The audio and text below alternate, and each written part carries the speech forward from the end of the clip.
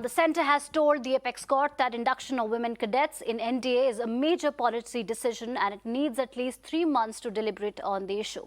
The centre was responding to a plea filed about the data of women who have appeared for the NDA 2021 exams and the number of women inducted. The centre informed the court that a study group has been formed to facilitate the entry of women, that the necessary mechanism to facilitate can be put in place by May 2022.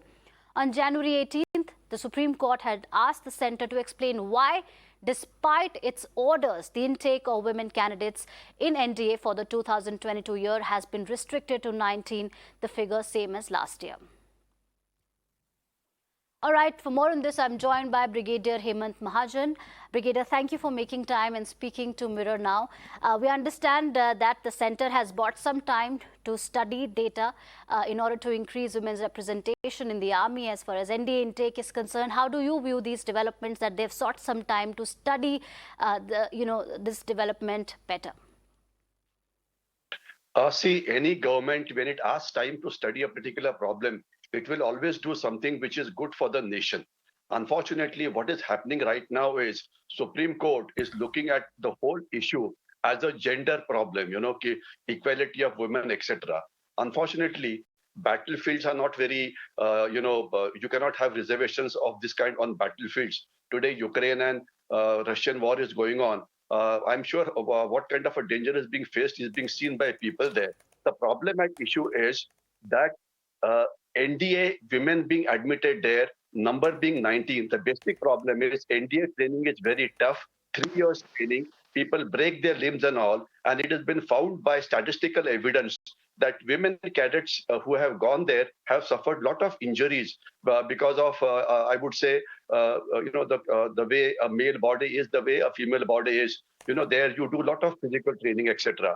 So possibly they're wanting it to be properly validated by medical authorities as to what is the kind of injuries that male cadets face, what are the kind of injuries that female cadets face. Is there any change in training that can be done? In fact, they have done a lot of change in training. Please don't think that the training that was being done by NDA earlier by the gentlemen cadets is also being done by the women cadets. No, there has been a lot of changes because they wanted to avoid injuries, they wanted to avoid permanent incapacitation, etc.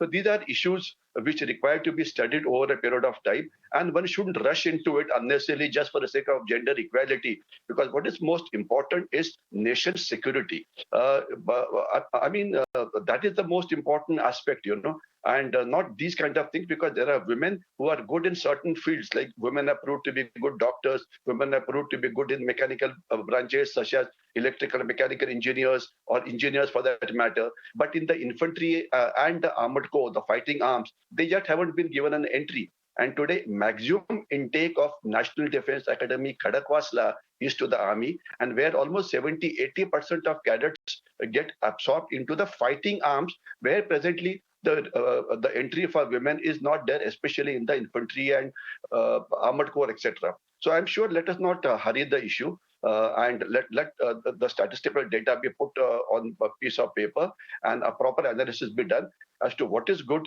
for the nation and also what is good for the women cadets also. Gender equality everywhere may not be the solution.